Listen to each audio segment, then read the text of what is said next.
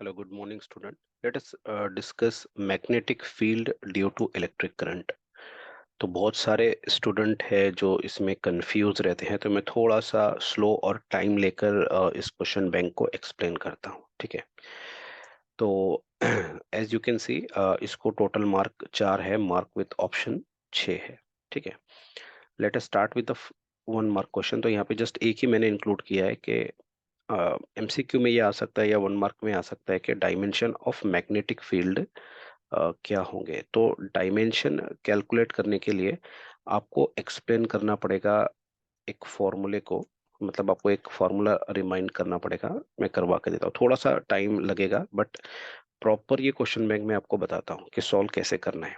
क्योंकि magnetic field पे generally students ज़्यादा ध्यान नहीं देते, कंफ्यूज होते हैं, बहुत सारे कॉन्सेप्ट है, बहुत सारे डायरेक्शंस है, तो कंफ्यूज हो जाते हैं। तो मैं थोड़ा टाइम लेकर समझाता हूँ यहाँ पे। तो आपको याद है कि अ, एक चार्ज पार्टिकल पर जो फोर्स लगता है किसी मैग्नेटिक फील्ड में, वो होता है force is Q V B sine theta. Sine theta मैं नहीं लिख रहा हूँ, मैं अज्यूम कर रहा हूँ कि चार्ज पार्टिकल जो है वो परपेंडिकुलर है मैग्नेटिक फील्ड में, या थीटा लिया भी तो डायमेंशन में थीटा के कोई डायमेंशन नहीं होते, इसलिए मैंने यहाँ पे साइन थीटा लिखा ही नहीं है। तो हमको चाहिए मैग्नेटिक फील्ड के डायमेंशन। सो यहाँ पे मैग्नेटिक फील्ड के लिए फॉर्मूला आ जाएगा force upon Q into B. Q charge है पार्टिकल का और बी मैग्नेटिक फील्ड है, और एफ है फोर्स एक्सपीरियंस बाय पार्टिकल।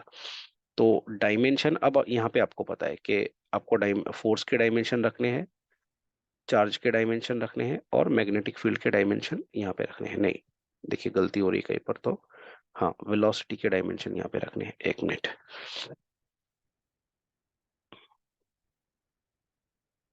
यहाँ पर ऊपर फॉर्मूला लिखने में गलती की है अपन ने।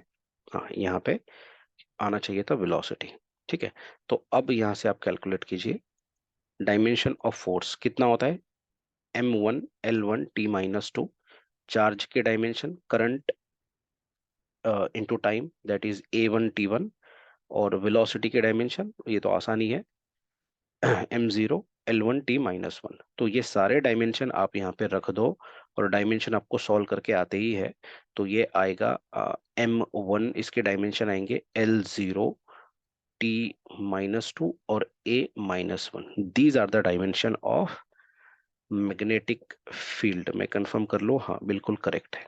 ओके, देखिए हो सकता है कुछ मिस्टेक मुझसे होती है, तो आप प्लीज कमेंट करके मुझे बता देना कि कहीं पे कैलकुलेशन मिस्टेक है या कुछ मैंने गलत लिखा है। तो दूसरा क्वेश्चन जो है वो है एक्सप्लेन द लॉरेंट्स फोर्स। तो लॉरेंट्स फोर्स का जो कॉन्सेप्ट है आप उसको समझिए। यहाँ पर लॉरेंट्स फोर्स में हम क्या करते हैं ना, एक चार्ज पार्टिकल को मैग्नेटिक, मतलब एक चार्ज पार्टिकल होता है और हम दोनों फील्ड, मैग्नेटिक फील्ड और इलेक्ट्रिक फील्ड, एक दूसरे के परपेंडिकुलर लगाते हैं, सेटअप करते हैं, और वहां पे चार्ज पार्टिकल को रिलीज कर देते हैं। ठीक है, तो जैसे कि इलेक्ट्रोस्टैटिक में हमने पढ़ा है कि अगर एक चार्ज पार्टिकल को यूनिफॉर्म इलेक्ट्रिक फील्ड में छोड़ा गया तो उस पर जो फोर्स लगता है वो होता है क्यू इंटू ई बार। वेक्टर फॉर्म लिख रहा हूं मैं, क्यू इंटू ई होता है ना। ई इलेक्ट्रिक फील्ड इंटेंसिटी है, Q charge of the particle है, और मैग्नेटिक फील्ड की वजह से उस चार्ज पे जो फोर्स लगता है वो इतना लगता है, Q V B sine theta. इसको भी वेक्टर फॉर्म में लिखता हूं मैं, Q into V bar velocity vector into magnetic field vector, है ना। तो दोनों फील्ड सेटअप है, इलेक्ट्रिक फील्ड भी सेटअप है और मैग्नेटिक फील्ड भी सेटअप है, तो ये दोनों फोर्स चार्ज पार्टिकल पे लगेंगे। इलेक्ट्रिक फील्ड की वजह से जो फोर्स है वो चार्ज पार्टिकल को एक्सेलरेट करवाएगा, और मैग्नेटिक फील्ड की वजह से चार्ज पार्टिकल सर्कुलर मोशन या हेलिकल मोशन करेगा उस फील्ड में। तो नेट फोर्स कितना लगेगा, तो नेट फोर्स चार्ज पार्टिकल पे लगेगा due to electrical force and due to magnetic force. तो नेट फोर्स कितना आ जाएगा, Q into E bar plus Q into V bar cross B bar, है ना। सो फाइनली नेट फोर्स हो जाएगा क्यू, तो यहाँ पे कॉमन ही है, और ये आ जाएगा फोर्स का magnitude E into sorry E plus V bar cross B bar. तो ये जो फोर्स का मैग्नीट्यूड आप देख रहे हो ना यहाँ पे, इसी को बोला जाता है कि यही लॉरेंट्स फोर्स है। ठीक है, यही फोर्स को लॉरेंट्ज फोर्स बोला है। बाकी की डिटेल मतलब मैंने ऑलमोस्ट आउटलाइन तो समझा दी है, बाकी की डिटेल आप नोट से पढ़ लेना। Now come to the next question. अब हर एक चीज में डिराइव करके नहीं दे पाऊंगा, जो लग रहा है मुझे इंपॉर्टेंट है वो मैं दे रहा हूँ। Derive relation for magnetic force acting on a straight current carrying wire, important question है ये। इसको आप प्रिपेयर करके जाओ और आपको प्रूफ करना है कि अगर एक करंट कैरिंग वायर है जिसमें करंट आई फ्लो कर रहा है, इसकी लेंथ एल है, करंट आई फ्लो कर रहा है, और इसको मैग्नेटिक फील्ड में रखा ले जाकर, तो इस पर जो फोर्स लगता है मैग्नेटिक फोर्स वो होता है BIL साइन थीटा। ये आपको प्रूफ करना है, ठीक है। वेक्टर फॉर्म में लिखो तो FM इज करंट तो कांस्टेंट ही रहेगा, और ये होता है L बार क्रॉस B बार। तो ये एक्चुअली आपको प्रूफ करके देना है यहाँ पर, ठीक है। नाउ टोरॉइड का ये न्यूमेरिकल है, तो टोरॉइड और सोलेनोइड दोनों के लिए मैग्नेटिक फील्ड का जो फॉर्मूला है, मैग्नेटिक इंडक्शन का जो फॉर्मूला है वो सेम होता है, mu not times N into I. Mu not times N into I, जहां पे N होते हैं total number of turns per unit length, total number of turns per unit length, ठीक है। Number of turns per unit length ये होता है small n। तो बस इसी की हेल्प से आप ये क्वेश्चन सॉल्व कर लोगे, मेरे ख्याल से N/L भी रखने की जरूरत नहीं है, यही फॉर्मूले से सॉल्व हो जाएगा। सोलेनॉइड के लिए भी दिया है similarly, same same formula, new not times NI, ये होती है मैग्नेटिक फील्ड सोलेनॉइड के लिए, और स्मॉल n जो है वो होता है number of turns per unit length. तो यहाँ पर देखो number of turns per unit length निकालने पड़ेंगे यहाँ पर, ठीक है। Number of turns per unit length इस वाले केस में आपको निकालने पड़ेंगे, उसके बाद ये फॉर्मूला यूज करना पड़ेगा, ठीक है। दोनों के लिए magnitude of magnetic induction same होता है, और दोनों के लिए फील्ड अलोंग द एक्सिस होती है। टोरॉइड एक सर्कुलर कॉइल होता है तो उसके एक्सिस पर होती है, ठीक है। और solenoid that you know very well कैसे होता है, मैं शॉर्टकट में ऐसे होता है, तो इसके भी एक्सिस पर होती है कंप्लीट फील्ड, बाहर जीरो होती है। और टोरॉइडल कॉइल आपको पता है, टोरॉइडल कॉइल कैसे होता है, ऐसे सर्कुलर होता है, और इसके भी एक्सिस पर ही जो होती है मैग्नेटिक फील्ड होती है, ठीक है। फाइन, लेट्स मुझे आगे बढ़ता हूं मैं। State the principle of moving coil galvanometer and describe its construction, working, explain the working of moving coil galvanometer. तो यहाँ पे आप थोड़ा सा एक प्रॉपर सीक्वेंस को फॉलो करना। सबसे पहले इस क्वेश्चन में आप डायग्राम को ड्रॉ कर लो, आपको डायग्राम ड्रॉ करना है मूविंग कॉइल गैल्वेनोमीटर की। दूसरा जो पार्ट आता है, आप इसको हर एक पार्ट को प्रॉपरली एक्सप्लेन करो कि वहां पे रेक्टेंगुलर कॉइल क्या कर रहा है, हॉर्स शू मैग्नेट के क्या एडवांटेजेस है, जो एक आयरन कोर हम कॉइल के सेंटर में प्लेस करते हैं उसका क्या इंपॉर्टेंस है, अ, और भी बहुत सारी चीजें हैं वहाँ पे, मिरर है, ट्विस्टेड केबल है, तो उनका क्या मटेरियल है, उनके क्या इंपॉर्टेंस है, वो आप एक्सप्लेन कर दो एक बार। और उसके बाद आप इसका वर्किंग एक्सप्लेन करो, और वर्किंग में आपको एक चीज शो करना है कि जो डिफ्लेक्शन है कॉइल में वो डायरेक्टली प्रोपोर्शनल टू करंट होता है, ये आपको प्रूफ करके ही देना है।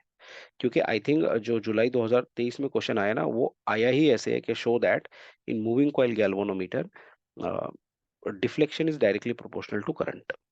क्वेश्चन पूछा ही ऐसे है, बट ये दोनों क्वेश्चन में सेम ही चीजें हैं। ऐसा भी आता है तो आपको सेम सीक्वेंस फॉलो करना है, और जैसे जुलाई 2023 में आया है उसमें भी सेम सीक्वेंस फॉलो करना है, ठीक है। So now come to question number 7, derive an expression for torque acting on a rectangular current loop place in uniform magnetic field. तो यहाँ पे आपको शो करना है कि जो टॉर्क है किसी रेक्टेंगुलर लूप पर वो कितना होता है, MB साइन थीटा होता है। हाँ, करेक्ट है। तो ये टॉर्क ये कितना हो जाएगा, अगर वेक्टर फॉर्म में लिखो तो आई थिंक ये हो जाएगा M bar cross P bar, MB sine theta, ये आपको प्रूफ करना है। Then afterward we have state and explain Biot Savart law. तो बायोट सर्वट्स लॉ को मैं थोड़ा सा शॉर्टकट में बता देता हूँ कि क्या क्या लिखना है यहाँ पर। तो बायोट सर्वट लॉ में आप स्टार्ट करोगे कि जो पहले तो डायग्राम बना लेना, यहाँ पे जो डायग्राम है वायर की, ऐसे एक आर्बिट्री वायर लेकर वहां पे बता देना कि ये करंट एलिमेंट है, और यहाँ से R डिस्टेंस दूरी पर यहाँ पे आपको मैग्नेटिक फील्ड कैलकुलेट करना है। उसके बाद ये डीएल करंट एलिमेंट है, करंट ऊपर की तरफ जा रहा है यहाँ पे, और यहाँ पे एंगल थीटा है, वो डायग्राम आपने बना लेना। और फाइनली आपको बताना है कि आर डिस्टेंस दूरी पर इस पॉइंट पी पर जो मैग्नेटिक फील्ड आएगी, it is directly proportional to current flowing through the conductor. Magnetic field is directly proportional to current element dl. Then this magnetic field is directly proportional to sine of angle between this line which is joining point p and center of the current element and the length या current element, उनके बीच का ये angle होता है। and db is inversely proportional to square of the distance। ये कौन से distance का स्क्वायर? उस पॉइंट पी का करंट एलिमेंट के सेंटर से जहां पे आपको मैग्नेटिक फील्ड पता करना है, वो डिस्टेंस होता है स्मॉल आर। बाद में ये सारी इक्वेशन को आप मिला दो, you will get D B is directly proportional to I D L into sine theta divided by R square. ठीक है। और फाइनली आप प्रोपोर्शनलिटी साइन वगैरह सारी चीजें हटा दोगे तो यहाँ पे एक कांस्टेंट आएगा, और वो कांस्टेंट होता है mu naught upon 4 pi I D L sine theta divided by R square. That's it. Important बात यह है कि न्यूमेरिकल में ये न्यू नॉट अपॉन 4 पाई की वैल्यू ना, इसका बहुत काम पड़ता है। हर टाइप के न्यूमेरिकल में मैग्नेटिक फील्ड में इसकी वैल्यू होती है 10⁻⁻7 वेबर पर एम्पियर मीटर। ठीक है। तो इसकी वैल्यू को थोड़ा याद रखना। तो दैट्स इट, इतना भी एक्सप्लेन किया तो काफी है डायग्राम के साथ। थ्योरी आए ना आए समझ में, डेरिवेशन को राइट अप करते हुए चलना है। ठीक है। सारे मतलब क्वेश्चन को, सारे चैप्टर के क्वेश्चंस एक्सप्लेन करने के बाद मैं एक बोर्ड का आंसर शीट अपलोड करने की सोच रहा हूँ, जिसमें ये लिखा है, मतलब ये आइडिया आएगा आपको कि क्या एक्सपेक्टेशंस होते हैं, जो पेपर चेकर होता है उसके क्या एक्सपेक्टेशन होते हैं, और बोर्ड के क्या एक्सपेक्टेशन है कि आपको क्या लिखना है एग्जाम्स में। तो मैं कोशिश करूंगा उसको अपलोड करने की। Then come to the next question.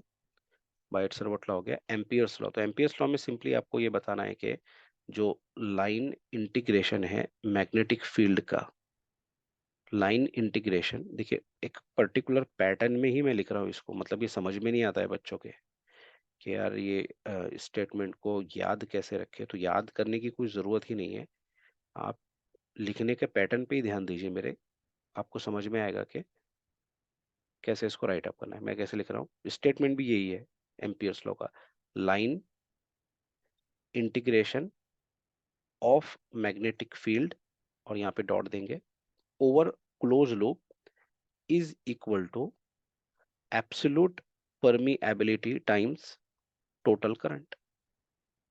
बस यही हो गया। चाहो तो आगे एक स्टेप बढ़ा दो, you can write line integration of magnetic field over a close loop is equals to mu not times I1 plus I2 plus I3 plus and so on. That's it, ये है एम्पियर्स लॉ। कैसे लिखना है? Line integration of magnetic field over close loop, over close loop मतलब circle मैंने वहां पे डाला, is equals to mu not times I total, total current flowing through that loop. That's it, ये हो गया एम्पियर्स लॉ। बहुत आसान लैंग्वेज में मैंने आपको समझा दिया ये।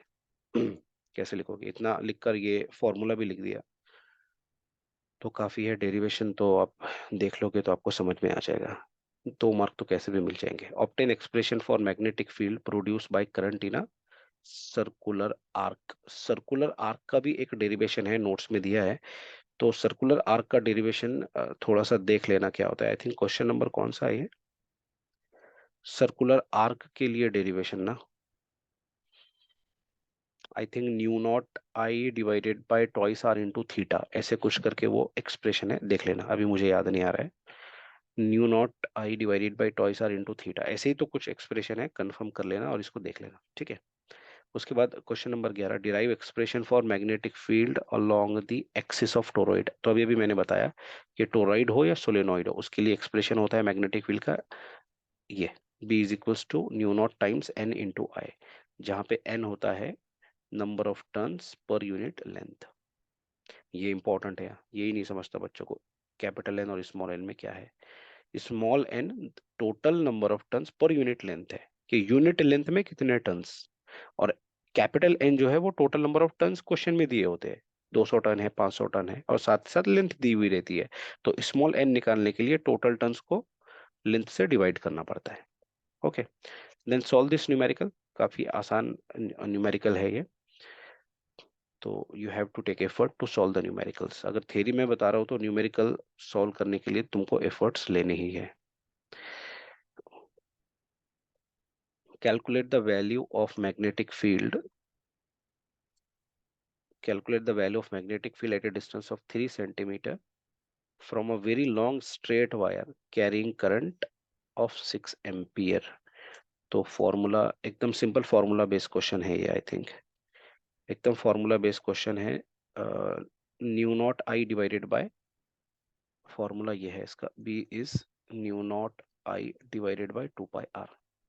किसी स्ट्रेट कंडक्टर से, एक स्ट्रेट कंडक्टर है जो कि करंट कैरी कर रहा है, उससे आर डिस्टेंस दूरी पर मैग्नेटिक फील्ड कितनी होती है, ये हमको पूछा है। तो इसके लिए आई थिंक आगे डेरिवेशन भी है एक, यहाँ कहीं पे ही है शायद 4 मार्क वाले क्वेश्चन में। हाँ ये 16 नंबर, ये क्वेश्चन नंबर 16 और ये क्वेश्चन नंबर 13। तो ये क्वेश्चन नंबर 16 में डेरिवेशन भी करना है, और यही डेरिवेशन है, आपको यही प्रूव करना है कि एक स्ट्रेट वायर से आर डिस्टेंस दूरी पर मैग्नेटिक फील्ड कितनी होती है। तो ये एक्सप्रेशन डिराइव करना है, mu naught I divided by 2 pi R. मेरे लिए इसके न्यूमेरिकल करके जाना ज्यादा इंपॉर्टेंट है बजाय एक्सप्रेशन के। एक्सप्रेशन इसलिए नहीं कि मुझे लगता है ना ये कॉम्प्लेक्स है, थोड़ा सा मैथमेटिकल ज्यादा है, लेंदी ज्यादा है, और बहुत कॉन्सेप्ट है, समझने में शायद मुश्किल हो इसको। थोड़ा सा कॉम्प्लेक्स टाइप का एक्सप्रेशन मेरे लिए नहीं, स्टूडेंट को लगता है, तो इसलिए शायद ये प्रीफर ना करें। ठीक है, बट प्रिपेयर करके जाना चाहिए। उसके रीजन दो है, एक तो आपको M H C E T JEE में भी ये काम में आ जाएगा, है ना, M H C E T JEE के एग्जाम, नीट के एग्जाम में काम में आ जाएगा, और साथ ही साथ इसके न्यूमेरिकल तो आते हैं, दोनों जगह आते हैं, कॉम्पिटिटिव में भी आते हैं और यहाँ पर भी आते ही है, इसलिए करके जाना जरूरी है। Then come to next question. 15 number रह गया। 15 नंबर क्या है, explain the construction and working of moving coil galvanometer. Already discuss हो गया ये क्वेश्चन रिपीट हो गया यहाँ पर, ठीक है, ये क्वेश्चन रिपीट हो गया ना, इसको छोड़ देना, ऑलरेडी मैंने ऊपर डिस्कस कर दिया है मूविंग कॉइल गैल्वेनोमीटर का कंस्ट्रक्शन एंड वर्किंग। मतलब 18 से अभी 17 क्वेश्चन ही हो गए। Then come to next one. Next question क्या है, न्यूमेरिकल ही दिख रहा है।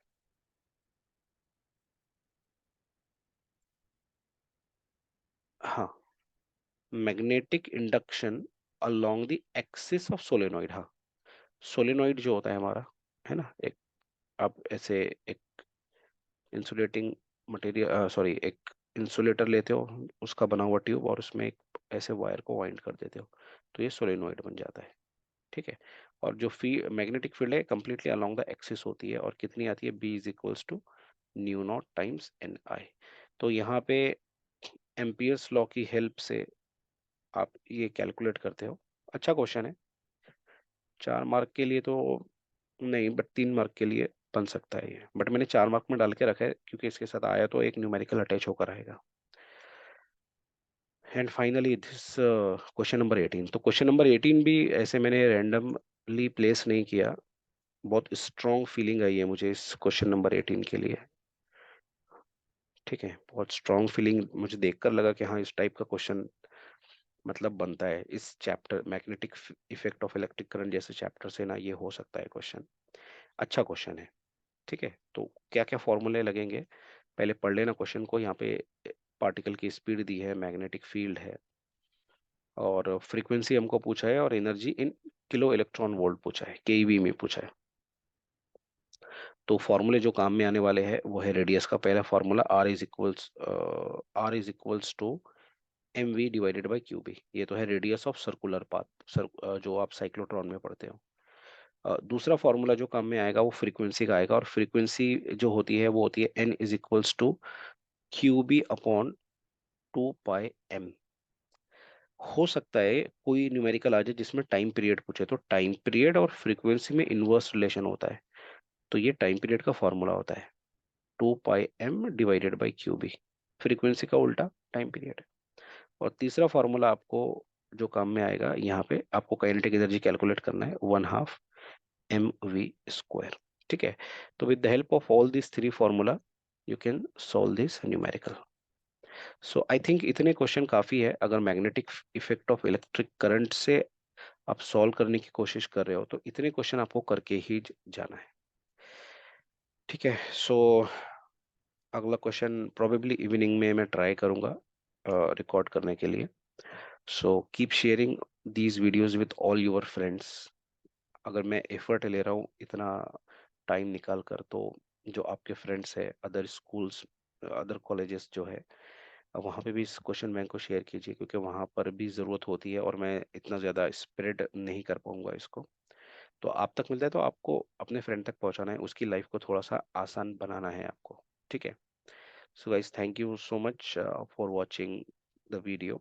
Please follow me on these Instagram links. Instagram है, Facebook, YouTube पे फॉलो कीजिए एंड ऑल्सो सब्सक्राइब। ओके, थोड़ा सा मुझे मोटिवेशन आता है कि चलो बच्चे देख रहे हैं, सब्सक्राइबर बढ़ते हैं, तो थोड़ा मोटिवेशन मिलता है कि हाँ चलो बच्चे देख रहे हैं, बच्चों तक ये सारी चीज़ें पहुंच रही है। और कुछ भी क्वेरीज होती है तो please comment and join the WhatsApp group also. Bye, see you.